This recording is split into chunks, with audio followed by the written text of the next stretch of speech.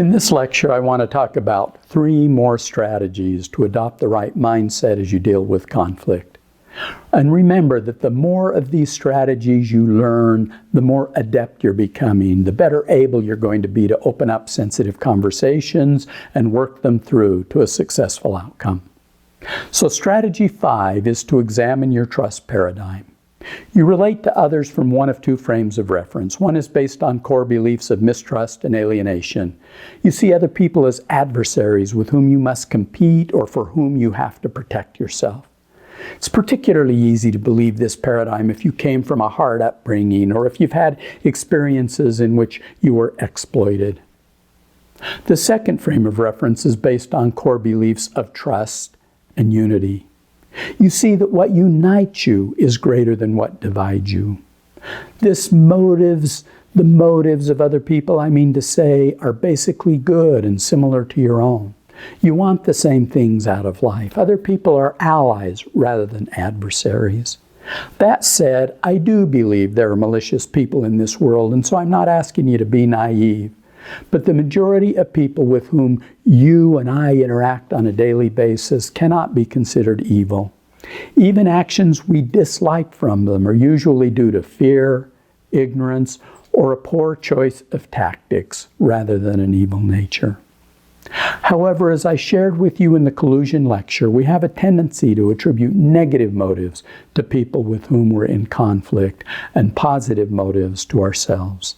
This is natural since we know our own story, including our own unseen assumptions and feelings and intent, so much better than we know the story of others.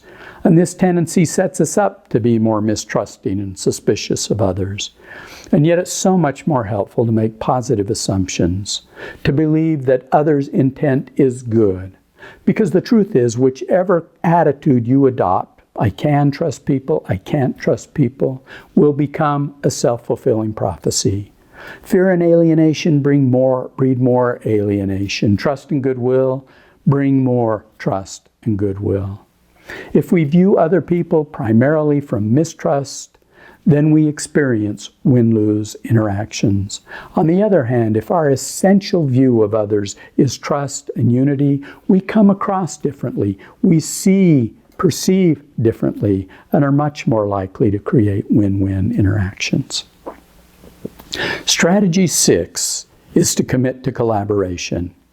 If you want collaboration as an outcome, then you have to commit to it going in. You have to hold on to that commitment even when the going gets tough and it would be easy to get sucked into arguing or competing. I worked with 2 business partners that were brothers, and they had a very successful business, but were experiencing some big rifts in their relationship and were on the verge of splitting their business and each going their own ways, which neither of them wanted. Their relationship problems were a source of real distress to each of them.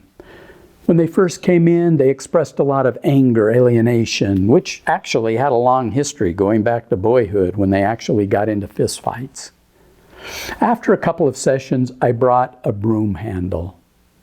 They were sitting across a conference table from each other, and I handed them the handle, so they were each holding an end. And I told them for the rest of our session, they could not put down their end of the handle, no matter what. Well, it was interesting watching them because they stood up. And they started talking to each other across the table as they tried to figure out the meaning of the handle. They speculated about several different things, and after a bit, they concluded that it represented a shared connection. There was a lot that united them. They were in this together, and they'd have to work through their issues, being aware of both ends of the handle. In other words, being aware of each other as well as their own interests. Well, this was a turning point as each realized his responsibility, not just to himself, but to their usness, to one another.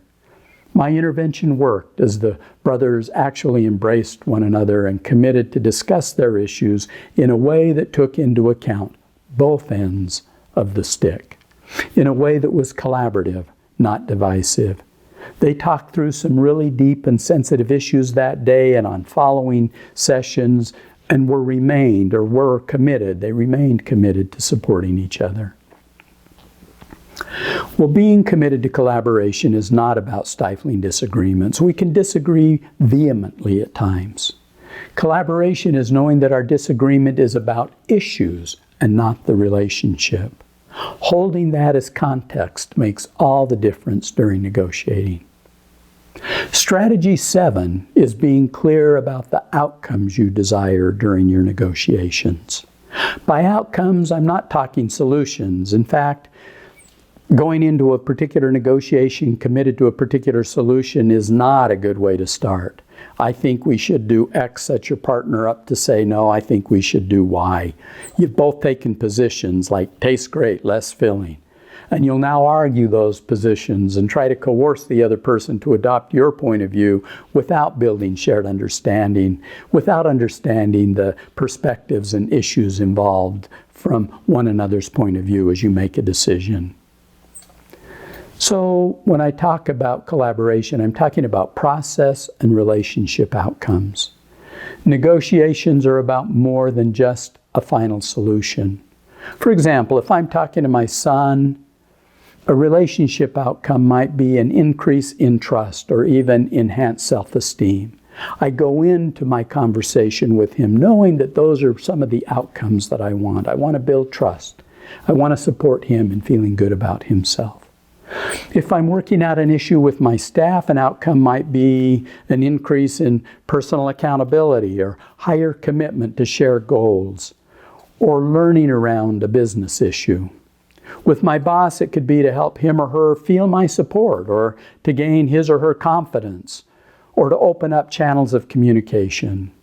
There are lots of relationship issues that are just as important as a solution to the conflict at hand. In fact, these are often bigger, even more important in the long run than the immediate problem around which we're negotiating.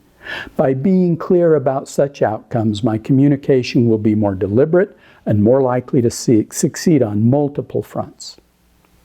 Well, these 7 strategies will help you get your head right as you go into dialogue. The more you commit to them, the more you'll be able to stay on track.